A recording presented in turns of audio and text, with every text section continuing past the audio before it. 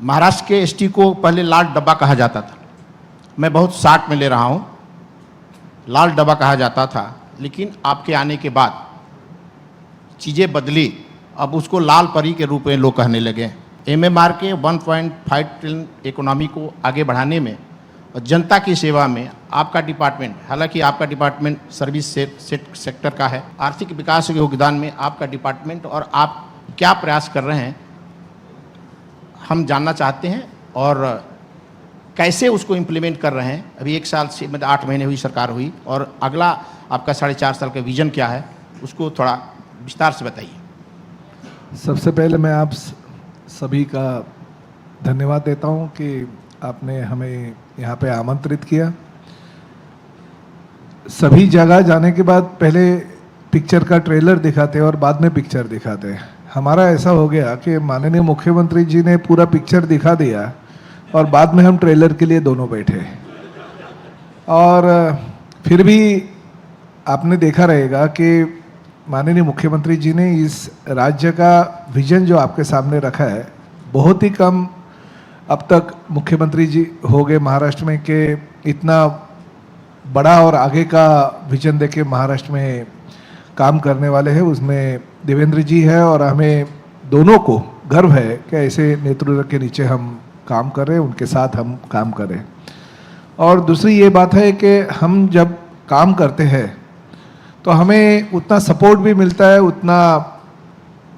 हमारे डिपार्टमेंट के लिए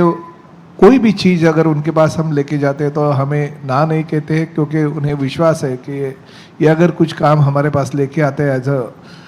मुख्यमंत्री के तौर पे, तो निश्चित रूप से उस डिपार्टमेंट का भला होगा। वो डिपार्टमेंट अच्छा हो करना चाहता है तो उसके लिए हमें बहुत ही योगदान उनके माध्यम से मिलता है। सबसे पहले तो मैं यही कहना चाहता हूं कि मैं राज्य का एमएसआरटीसी का अध्यक्ष और साथ ही में परिवहन मंत्री के रूप में करीबन 8 महीने हो गए, मगर पहले ही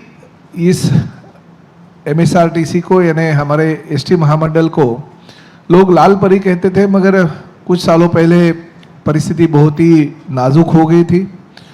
मैं ये नहीं कहता हूं कि मैं आने के बाद में बहुत सारी परिस्थिति सुधर गई है। मैं आगे जाके ये कहना चाहता हूं कि मेरे डिपार्टमेंट को सुधारने के लिए करीबन 2 साल की अवधि लगेगी।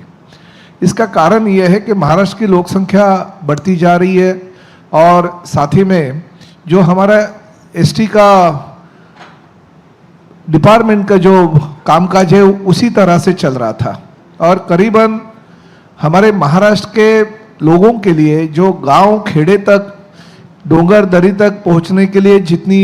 बसेस की आवश्यकता है वो हमारे पास पूरी नहीं थी। आज भी हमारे पास 14,000 के आसपास बसेस है, मगर उसमें से करीबन 60% बसेस की परिस्थिति बहुत ही खराब है, क्योंकि किसी के टायर में प्रॉब्लम, किसी की चेसी में प्रॉब्लम, किसी के हर सीटों में प्रॉब्लम, हर कुछ ना कुछ प्रॉब्लम में घिरे हुए थे, क्योंकि सफिशेंट फंड हमें मिलता नहीं था। मगर जिस वक्त हमारी सरकार आ गई और मैंने पहले ही एक प्रपोजल रखा कि अगर महाराष्ट्र के एसटी महामंडल को सुधारना है तो करीबन 25,000 बसों की आवश्यकता होगी, और हमने वित्त मंत्री के पास वो प्रस्ताव रखा और मुझे खुशी है कि वित्त मंत्री और माननीय मुख्यमंत्री जी ने वो प्रस्ताव मंजूर कर दिया और राज्य में एसटी महामंडल को हर साल 5,000 बसेस लेने की अनुमति दी। तो हम हर साल 5,000 बसेस लेके आएंगे, और उसमें से करीबन आज जो हमारे पास बसेस है उसमें से 80% बस उस दौरान ये हम जो स्क्रैप है वो स्क्रैप में डाल देंगे, तो एक 25 से 27,000 बसेस हमें मिल जाएगी, और उस माध्यम से हम अच्छी तरह से सेवा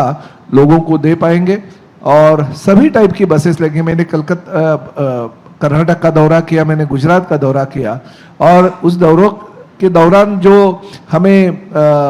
वो स्टेट से जो मालूमात मिली उस माध्यम से गुजरात में पंतप्रधान आदरणीय नरेंद्र मोदी जी जिस वक्त मुख्यमंत्री थे तो उन्होंने बस पोर्ट का निर्माण किया। हम हर एसटी स्टैंड को या डेपो को बस पोर्ट में निर्माण करना चाहते हैं, और उसका निविदा प्रक्रिया भी हमने कर दी। पहले जो 30 साल की कंडीशन थी वो हमने बदल के अभी 98 ईयर्स यानी 49+49 का प्रस्ताव हमने जो रखा था उसको मंत्रिमंडल ने भी